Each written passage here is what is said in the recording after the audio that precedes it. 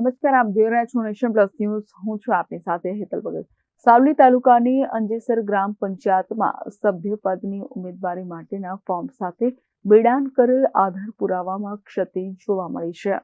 સાવલી તાલુકાની અંજેસર ગ્રામ પંચાયતમાં સભ્યપદની ઉમેદવારી માટેના ફોર્મ સાથે બેડાન કરેલ આધાર પુરાવામાં ક્ષતિ જોવા મળી છે, જેમાં અંજેસર ગ્રામ પંચાયતમાં વોર્ડ નંબર 3માં ઉમેદવારી નોંધાવનાર ઉમેદવારોના આધાર કાર્ડ અને એલસીમાં જન્મ તારીખ અલગ અલગ જોવા મળી. અમીષાબેન પટેલ વાડી પેનલના સભ્યો દ્વારા આજરોજ સાવલી પંચાયતમાં મુખ્ય ચૂંટણી અધિકારીને ફોર્મ ચકાસણી માટે રજૂઆત કરી હતી. ચૂંટણી અધિકારી દ્વારા સામા પક્ષના પેનલના 3 વોર્ડના સભ્યોનું ફોર્મ ચકાસણી કરતા ક્ષતિઓ જોવા મળી. તો ફોર્મ ચકાસણીની તારીખ ગત રોજ 10 જૂન હતી અને આજરોજ 3 જેટલા સભ્યોના ફોર્મમાં ભૂલ જોવા મળી હતી. અંજેસર ગ્રામ પંચાયતના સભ્યો દ્વારા ચૂંટણી અધિકારી ઉપર આર્થિક લેવડ દેવડ કરીને ફોર્મ પાસ કરવાનો લગાવ્યો છે આક્ષેપ. તો મુખ્ય ચૂંટણી અધિકારી જયદીપસિંહ ચાવડા દ્વારા મીડિયા સમક્ષ ઉડાવ જવાબ આપ્યો છે. અંજેસર ગ્રામ પંચાયતમાંથી હું વોર્ડ નંબર 6માં અમીષાબેન કિરીટભાઈ પટેલના સભ્યપદમાંથી હું સભ્યપદ ધરાવું છું. હવે એમાં એવું થયું કે જે ફોર્મ ચકાસણી માટેની તારીખ 10 હતી, છતાં અમે અહીંયા ક્રોસ ઇન્ક્વાયરી કર્યા પછી ફોર્મની અંદર 4 ફોર્મની અંદર કે જે જન્મ તારીખ એલસીમાં અને જન્મ તારીખ આધાર કાર્ડમાં એમાં ખોટી દર્શાવેલ છે, છતાં એક બીજા બેનમાં જે વોર્ડ નંબર 3ની અંદર એમાં શૈક્ષણિક ખાતે 50 વર્ષનો દાખલો પણ અંદર એડ કરેલો નથી. તો એક ક્રોસ વેરિફિકેશન તારીખે અમે જે આજે ચેક કરાયું તો સાહેબશ્રીએ ચેક કર્યું અને માન્ય કર્યું, પણ એમની જવાબદારી હતી કે 10 તારીખે આપણે ચેક ફોર્મ કરી અને એને ફૂલ ફાઇનલ કરવું, છતાં આજે આ પ્રોબ્લેમ આવી રહ્યા છે. તો એના માટે અમે ક્રોસ વેરિફિકેશન ચેક કરાવી અને એનું ચેક માટે અમે ફોર્મ મોકલી દીધેલા છે. એલસી અને આધાર કાર્ડમાં નામ અલગ, જન્મ તારીખ અલગ અલગ છે, એના માટે સોગંદનામું રજૂ કર્યું છે આપણે? હા, એનામાં એ લોકોએ કોઈ સોગંદનામું કે કોઈ એફિડેવિટ સર્ટિફિકેટ રજૂ નથી કર્યું. એટલા માટે અમે પણ એવું સામે સાહેબશ્રીને વાત કરી કે આ તમે આવી કેવી ભૂલ કરી છે. સાહેબશ્રીને તમે રજૂઆત કરી દો. સાહેબશ્રીએ શું કીધું? સાહેબશ્રીએ એવું કીધું કે હા મેં જોયું હતું, ચેક કર્યું હતું, છતાં ભૂલ નીકળી છે, પણ ફરીથી અમે ચેક કરીને આવે જો કે ચેક કરવાની છેલ્લી તારીખ તો 10 હતી, પણ છતાં એમને આટલી થોડી વાર લગાવીને અને ગામમાંથી એવું પણ કહેવામાં આવી રહ્યું છે કે આજે આવા નાની બાબતની ભૂલના કારણે આજે કોઈ એફિડેવિટ જન્મ તારીખનું એફિડેવિટ બી નહીં મૂકેલું એમને, કે શૈક્ષણિક ખાતે 50 વર્ષનો દાખલો પણ નથી મૂકેલો. તો ગામમાંથી એવા સમાચાર મળી રહ્યા છે કે કોઈ આર્થિક વ્યવહારના લેવડ દેવડના કારણે અમે ફોર્મ પાસ કરાયેલા છે.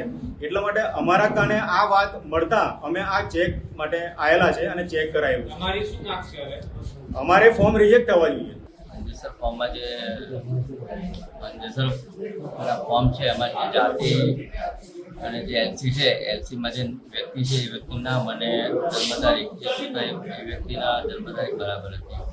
સાહેબ, બરાબર નથી એવું સભ્યના ઉમેદવાર એવું કહે છે કે એલસીમાં જન્મ તારીખના દાખલામાં અને આધાર કાર્ડમાં જન્મ તારીખની ભૂલ છે, મિસમેચ થાય છે.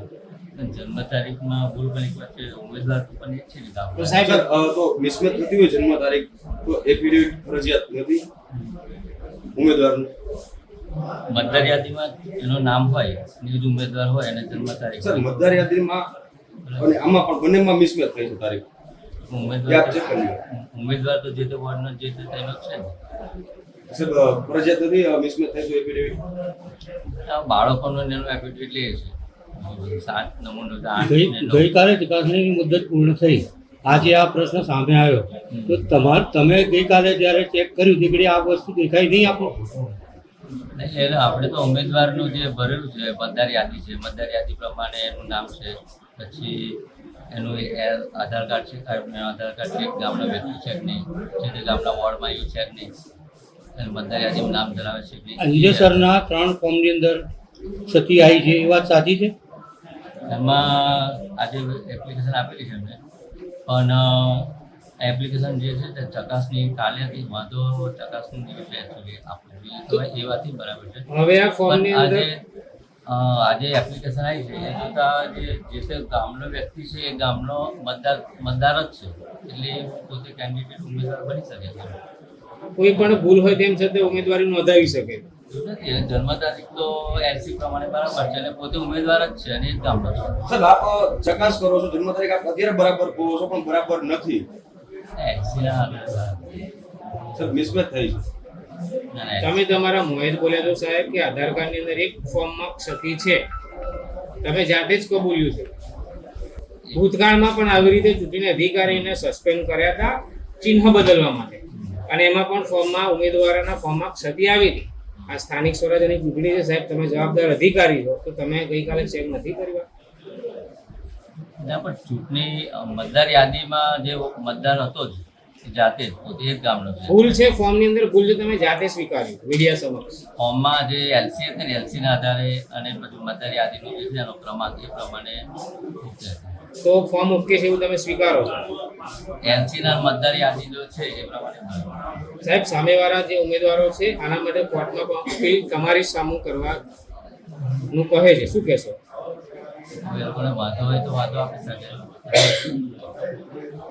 સર સભ્યપદ ઉમેદવાર એવો ગંભીર આક્ષેપ કરે છે કે સામેવાળા પક્ષના જે ઉમેદવાર છે એમની પાસેથી ચૂંટણી અધિકારીએ નાણાકીય વ્યવહાર કરીને એમનું ફોર્મ ખોટી રીતે પાસ કરેલ છે. ના, નહીં તો સર ગંભીર આપણે આક્ષેપ કરે છે.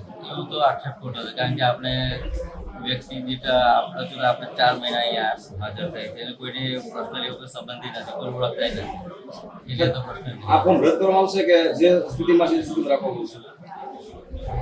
જે ફોર્મ માટે જ હજુ 4-5 વાગ્યામાં મીટિંગ છે, પછી અમે વાત કરીશું. Bureau report Nation Plus News Savli.